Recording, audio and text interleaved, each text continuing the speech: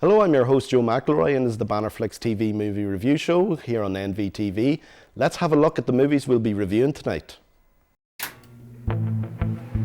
Our big release this week sees the return of everyone's favourite bio-exorcist in Beetlejuice Beetlejuice. Our DVD of the week is the 1949 noir classic The Third Man, which is getting a limited release on the big screen this week. And to wrap things up, our pick of the streams, selected by our very own Jim McLean, is Jeremy Saulnier's thriller Blue Ruin. So that's what we've got lined up tonight, and joining me tonight in the studio is our very own Claire McCullough from Lit to the Tit. Hi Joe. And Phil Higginson from Ghouls on Film. Hello. So guys, we've got a very big packed show just to start the new season, and as you can see, I'm not Jim, who's unfortunately not able to take up his hosting duties, but it'll be myself and a few other guest hosts over the next few weeks until he comes back. So the first thing we're going to go over is a bit of movie news.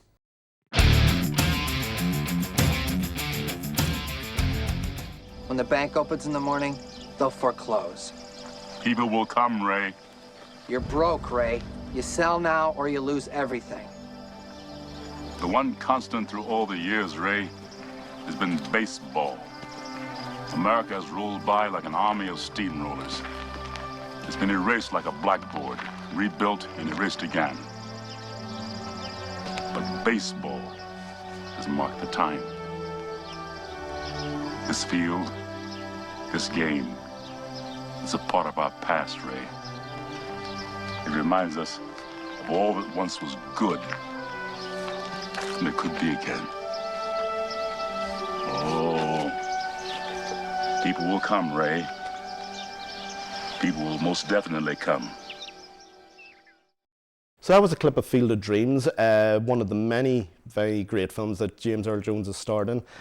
You know, as of recording this evening, we got the bad news last night that he'd passed away. So he was such a great presence and a great actor. He was one of those things about him where his voice was the first thing that made him so very distinctive and powerful as a presence on screen. But I just want to come to you first, Claire. You know, what is your sort of opinion of James Earl Jones and his work, you know, now that he's passed? Well, I know him mostly from The Lion King. He played Mufasa. He broke everyone's hearts growing up in the 90s, if you're a 90s Disney kid. And then, of course, Darth Vader as well from Star Wars. I wouldn't be like the biggest fan of Star Wars myself, but obviously he had that very distinctive voice and played such like an iconic character. But they're the only films I really know him from. Well, that's what I always find whenever these unfortunate things happen. It gives people the opportunity to go back through their, you know, back catalogue and see what their sort of other work was like. Because you've more or less alluded to, you know, what he's probably most well known for is his voice and his vocal work, which is, you know, iconic, and it's always going to be an enormous part of cinematic history.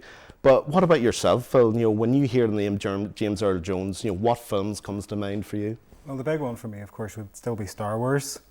He came in, he saved the Darth Vader character. No harm to David Prowse, but his voiceover work was a lot better than David Prowse's West Country accent.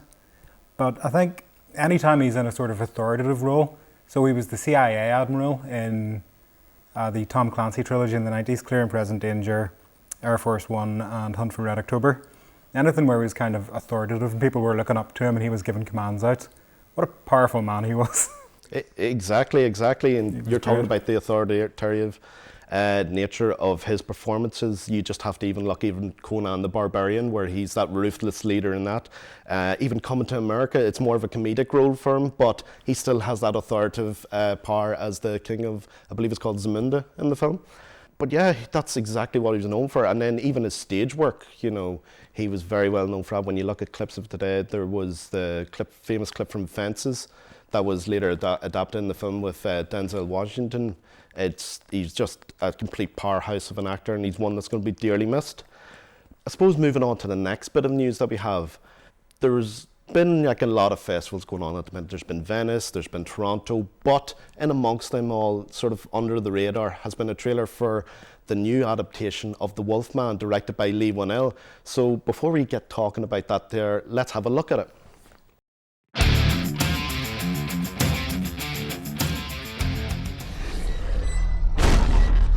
But I swear to God, it was standing on 2 feet. Daddy. Are we gonna die? No. It's my job to protect you. What's wrong with Daddy? He got sick. Please, Dad, you're scaring me! Please, stop!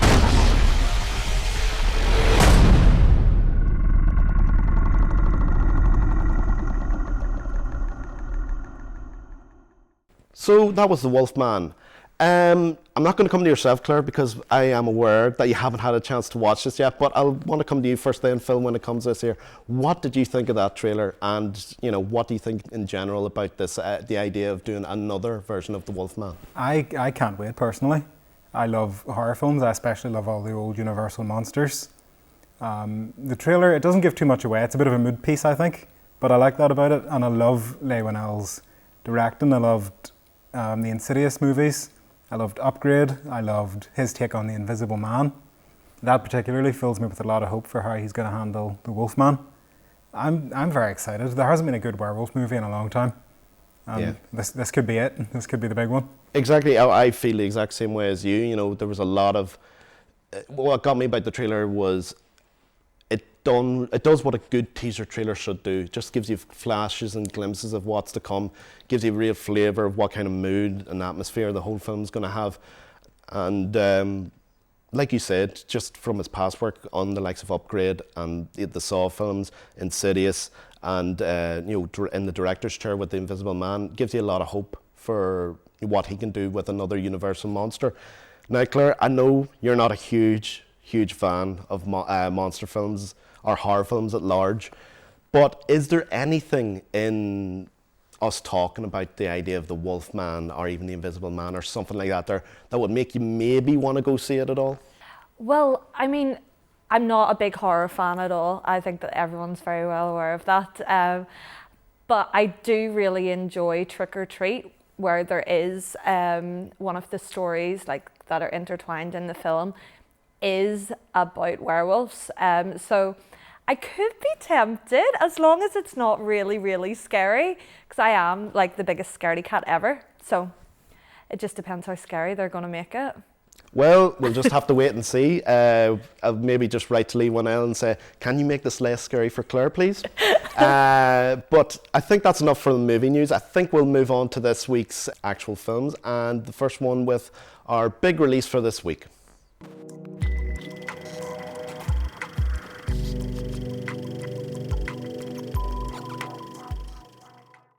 So you're saying that someone called Beetlejuice? Don't say his name. If you say his name 3 times, he will appear. I know this is a big step for you, but in the words of Dr. Glickman, I'm going to give you the push you need. Beetlejuice, Beetlejuice, Beetlejuice.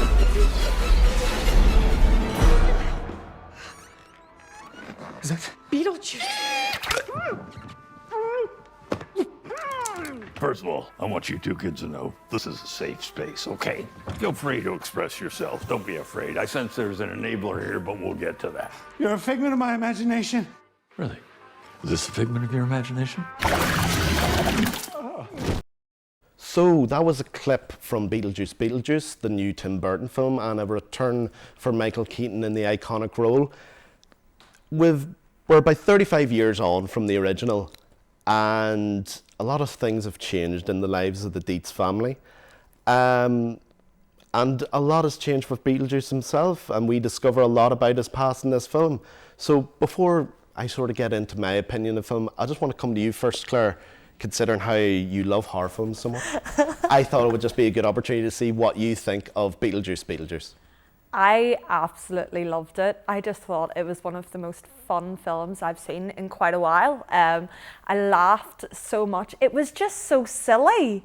And you could tell just how much fun they had filming it as well. I loved the cameos. The plot, it didn't really feel to me that there was a distinctive plot. It was more a vibes type of film. The plot was just as outrageous as they could possibly make it and get away with it. But I think they did get away with it. It was nostalgic, it was fun, it was silly. And I thought there was like no weak links whatsoever in the film. And I really enjoyed it. Yeah, I actually am in agreement with you in that there. I think it's one of the most fun times I've had in the cinema in a long time. The thing for me was going into it, I was a bit hesitant and I was a bit worried, thinking, oh, I'm not sure how this is going to go. Tim Burton hasn't really made a good film in a while. He's always relied on CGI in recent years, and there was a lot of things going against it. But the more the cast started talking about the film and talking about, oh no, this is going to be a throwback to the early years of Tim Burton, where he was really invested into his the idea of using practical effects in that. And let me tell you, as soon as the Danny Elfman score played in the beginning and we had the opening credits, I was like, you've won me over already. And from there on, I just had an absolute blast with it. And the thing that I really admired about it, since with it being a legacy sequel, is that it didn't bang you over the head with references to past films. It let it be its own thing, whilst keeping fans on side with it. I thought Michael Keaton's return in that role was near perfect. It feels like no time passed at all. Catherine O'Hara steals every scene that she appears in. Winona Ryder, was great to see her again. Then you've got the new characters as well. You've got Jenna Ortega, who plays Lydia's daughter. You've got Willem Dafoe appearing in there as well, Monica Bellucci, and there's also a small cameo. I don't know if it was announced at all, so I'm not going to spoil it, but it was great when they showed up too.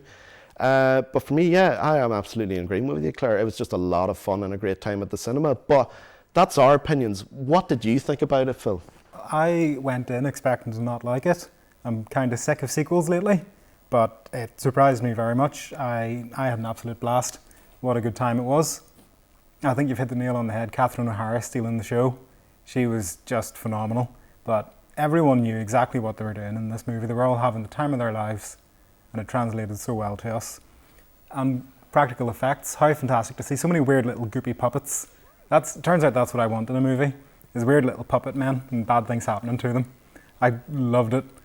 The only real criticism that I could level at it, you're right, I agree, the plot it's not as snappy as the setup for the original, and I think Monica Bellucci was painfully underused. Her initial scene where she kind of builds herself back up and staples herself together, I think was brilliant, and she was set up to be a fantastic villain, and it doesn't really go anywhere with her. But I mean, that's a very minor criticism in the face of how much fun I had. Michael Keaton did not miss a beat. Straight back into the same shoes. Fantastic. I'll not spoil that same cameo, but I know who you're talking about. Yeah. Also loved it. Yeah, one of the most fun times I've had in a while in the cinema. Yeah, and like I said, it harpens back to, it's great to see Tim Burton being really creative again, getting his creative flair back. And yeah, I'm in agreement with you. And if there's any shortcomings with the film, I think it's maybe too many plot strands and trying to, weave them back together by the end. But what overwhelms all that stuff is just how much fun the film is itself. So before we even move on to the next film, just curious to know, would you want a sequel to this film? I'm not asking for one, but if it came out, I would definitely go to the cinema to see it that opening weekend. Okay. And what about you, Claire? Would you want another Beetlejuice? Well, I was actually talking about this with my friends because the way the ending was sort of set up and the fact that it's called Beetlejuice Beetlejuice, I am convinced that there is going to be a third installment, a third and final installment. And if it's anything like this one, like from the soundtrack alone, the amount of fun you had in the cinema, I'll be like the first person at the cinema to watch it. Yeah, and I'll be right behind you in the queue, because if it manages to capture this, the fun factor of this film and the original, then yeah, I'm sold on it and I'm all in. So I think that's pretty much us all Beetlejuiced out. So I think we'll move on to the next section of the show, and that is our DVD of the week.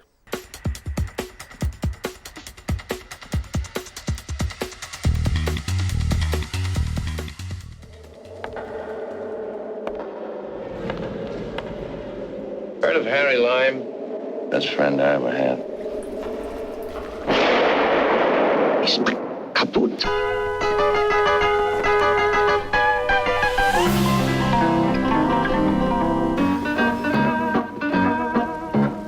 Go home, Martins. You don't know what you're mixing in. As soon as I get to the bottom of this, I'll get the neck lane. You're wrong about Harry. You're wrong about everything. Come out, whoever you are.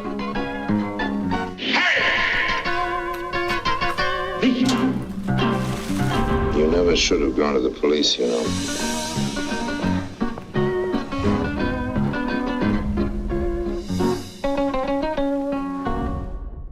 So that's our DVD of the week. We are in 1949, post-war Vienna. We are following the fortunes of Holly Martin, a pulp writer from America, who has arrived there to find his friend Harry Lime, who has mysteriously died. So he is now on the hunt to find out what's happened to Harry Lime. So I'm going to come to you first, Phil. What did you think of The Third Man? I absolutely loved The Third Man. I was blown away by it. I'd never seen it before. It was a big gap in my cinematic knowledge, so I was happy to fill that. Just what a moody little atmospheric piece. All elongated shadows, sharp contrasts, and weird little funny angles. I felt a lot of the time like I was almost peering around the corner, watching the events unfold. And post-war Vienna, what a setting for a movie. The soundtrack as well, giving it such a firm sense of place. I loved it. Orson Welles, of course, barely in the movie, but when he does, you can't take your eyes off of him. It's just, I loved it. I was on the edge of my seat. I was gripped by it. And then I was surprised how many moments in the film I recognised from parodies of itself.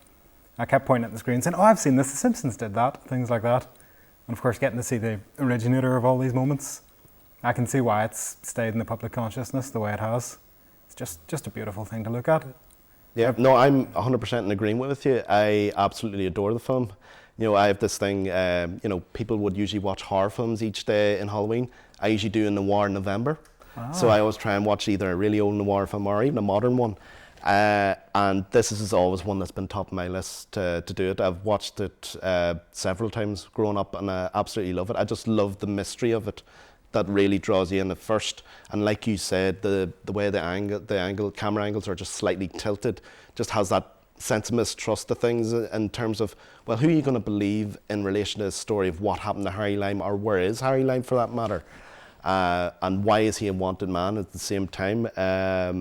It's just fantastic. You know, Joseph Sutton's brilliant in the leading role of Holly Martin. And then once Orson Welles shows up, you know, there's that iconic moment where the light goes on and you see his face for the first time. You know, there's nothing like it. Well, that's, in my opinion anyway, there's nothing like it. That's cinema to me. But it is one of those films I just absolutely adore. You've touched on everything, you know, the music, the lighting, the acting, the script. Everything is just working in tandem with each other, just absolutely brilliantly. And it's easy to see why it's considered a classic and why it's getting this re-release. I believe the DVD's in November, but in terms of when it's coming out in cinemas, it's going to be from today onwards for a week. So that's our thoughts on The Third Man. What about you, Claire?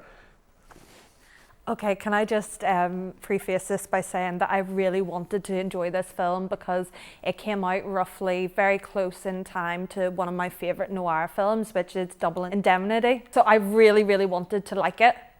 Unfortunately, I just didn't find it very gripping at all. Like, I can understand that it was groundbreaking for its time, especially with the cinematography, what you touched on with the lights and the shadows, and then of course there's that very famous improvisation as well.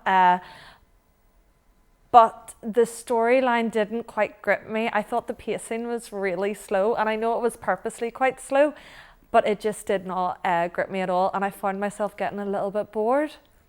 I'm really sorry. No, you've no need to apologise at all. You know, that's what makes, you know, these retrospectives so wonderful, and you know, it brings new opinions and different ideas to the film. You know, because at the end of the day, it'd be very boring if everyone said, that film's perfect, that one's a masterpiece. If you don't have conflicting, you know, challenging ideas, these things, then what's the point? So your opinion's appreciated as always, Claire. That's what we're just trying to say. So that was The Third Man. I think now we'll move on to our final section of this week, and that is going to be our pick of the streams. But this week, our pick is being done by our very own Jim McLean.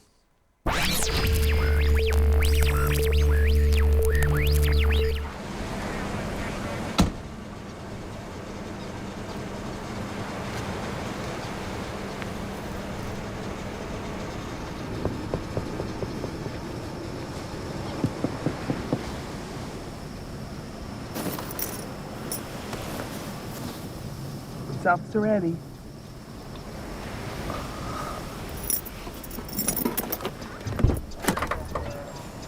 I'd like you to come into the station. Is it about the house? Because I could... Dwight, sweetheart, I'll explain. Okay? Just come with me.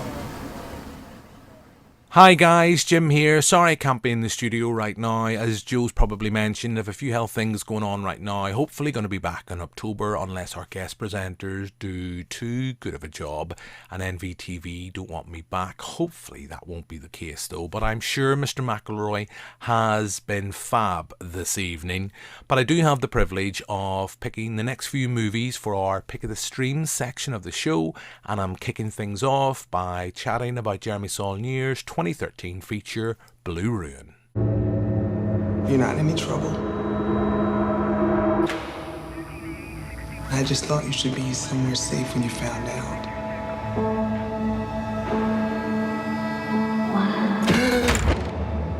Everything's fine. You'll be fine. So I'm pretty certain I saw this for the first time at the Belfast Film Festival. I wasn't aware of the director's back catalogue. It's not his directorial debut, but this was a film that just took me by surprise. A great Coens-esque revenge thriller with a fantastic central performance by Macon Blair as a vulnerable and fragile protagonist who's almost tragic in the sense that he is out for revenge against the person who killed his parents upon hearing that they've been released from prison. And yeah, Blue Ruin, I love it. It's going to be interesting to see what our guests and Joe think about the movie in the studio. The director's latest film, I know, has just dropped on Netflix. Blue Ruin, it's available on Amazon Prime. Check out the director's latest film, but now you have the opportunity, if you like that, you'll know that Blue Ruin, it's available on Amazon Prime, as I say, and I'm sure on other VOD platforms and even physical media if you feel compelled to seek it out. So that's enough of me. It's going to be interesting to see what they think about the film back in the studio. I don't mean to scare you. I'm just gonna hold you here for a little while and let you breathe.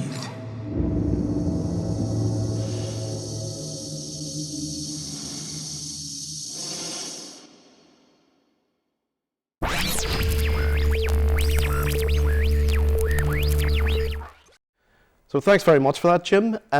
So Blue Ruin, second film from Jeremy Saulnier, and it's a unconventional tale of revenge. You know, we have this individual who finds out that somebody who has murdered someone within his family has been released from jail, and he goes about his business to try and get revenge on him.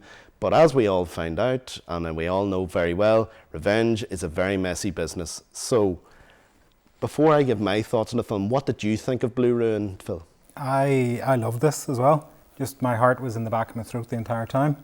I think the most striking thing for me about it was how sudden and clumsy the violence was. Like, there was a real brutality to it. It wasn't a conventional action film by any means. So like every time a gun got produced or you knew something violent was about to happen, just the tension just ratcheted right up. It was really quite horrific to watch in places. I wouldn't say I enjoyed this film, but I very much appreciated it. And the soundtrack as well, the slow pulsing synths the whole way through. There was just a real sense of dread to the entire proceedings. And the lead actor, Macon Blair, he was fantastic to watch. It's a very understated performance, just a very believably normal man. I can't really say anything bad about it. I loved it. I completely agree with you. I first saw this film, I think it was shortly after it was released. Somebody just recommended and said, oh, you have to see this film, Blue Ruin. It's a revenge film. I was like, oh, great, I love a good revenge thriller. But it's one that really subverts your expectations of what a revenge thriller is. This isn't Liam Neeson, you know, on the phone saying he's a special set of skills and he's going to find and kill you. This is just an average man who's down on his luck, who just has this, you know, nothing to lose attitude, going, well, I want revenge for what's happened to me, you know, because this is something that's clearly damaged me as a person. So maybe I can fix myself by fixing this situation, but obviously that's the complete opposite of what, you know, the mindset should be approaching matters such as these. And we see that in the film, like you said, the bluntness and the awkwardness and the violence, it makes it more realistic, which makes the film as a whole more tense for me. And the thing that makes it really tick is, like you mentioned, there is Macon Blair's performance. I thought he was absolutely brilliant in it. You know, he's someone who doesn't really say much, but really holds your attention throughout it. For me, that was a film that really put, you know, Jeremy Saulnier on the map for me. And then obviously he went on to do the likes of Green Room, which is another brilliant film. And he recently released Rebel Ridge, which is on Netflix now. I'd really recommend that as well. Watched it recently and it was fantastic. But that's our thoughts on Blue Ruin. What did you think of it? Now, before you speak, bear in mind you're saying this to Jim, not me. Okay, thanks, Jim. That was probably one of the goriest films I think I've seen without being told that I'm going to watch a very, very gory film. I get what you mean about the revenge, and it's just so brutal the whole way through. Like from the opening scene in the bathroom where it all just kind of starts.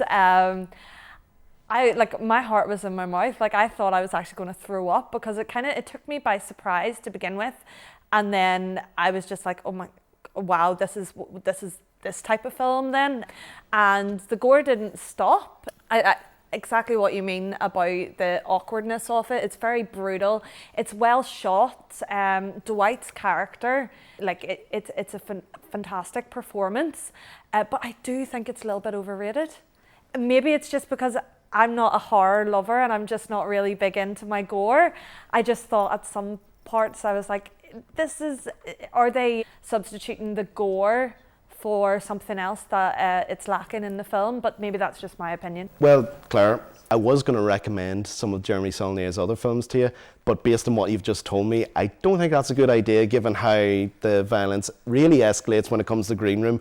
But his new film, Rebel Ridge, it sort of is like it responds to those criticisms of him being an ultra-violent director, and he really reels that in, and it makes for, you know, a really good tense thriller. So I'd really recommend both of you to seek that out. But before we finish up this week, I thought it'd be good to sort of have a bit of a throwback in what Jim used to do in the show, in that we talk about what we think is our favourite film out of the three this week and why. So I'm going to come to yourself first, Phil, since I finished with Claire there. What's your favourite film this week?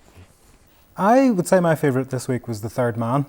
Okay. Now, I'd need to be in a very different mood to watch any of these three movies. I don't think there's ever going to be a time I'm in a mood to watch The Third Man. I'll pop Beetlejuice on. But I'd be doing it a real disservice not to pick it, as much as I love the other two. Just a nice, moody, atmospheric time. Draw me in, let me settle, give me a tense experience. That's what I liked about it. Yeah, no, I can agree with you in that respect. What about you, Claire? I think I'm going to go with Beetlejuice Beetlejuice. I think it's a no-brainer. It's probably the most fun I've had in the cinema for a very long time. It was nostalgic, there was no weak links, and it was just really funny. I really enjoyed it, and yeah, in comparison to the other two films we've watched this week that were like maybe a little bit too grim for me, Beetlejuice wins by far. Well, this is going to be the deciding vote because I have picked for mine one of your two films, and I'm going to have to go with Phil. But that's just based on my own opinion. As much as I love Beetlejuice, I thought it was just a lot of fun, and as much as I really admire Blue Ruin, I can't really look further than The Third Man. You know, I'm a real sucker for noir films, and whenever people talk about, oh, what's your favourite noir, if The Third Man's not in your top 5, there's something wrong. Although, having said that, you mentioned Dumble Indemnity. Dumble Indemity's up there as well for me, Claire. So I think that's everything this week, and I think we'll come to a close. Next week on the show, we're still going to be running with a guest host, and it's going to be hosted by our good friend Adam. But I think that's everything. So I just want to say thank you again to our guests. So thank you very much, Phil. Thank you. And thank you, Claire. Thank you, Joe. So that's us for this week. So there's nothing else to do but say goodbye. Bye.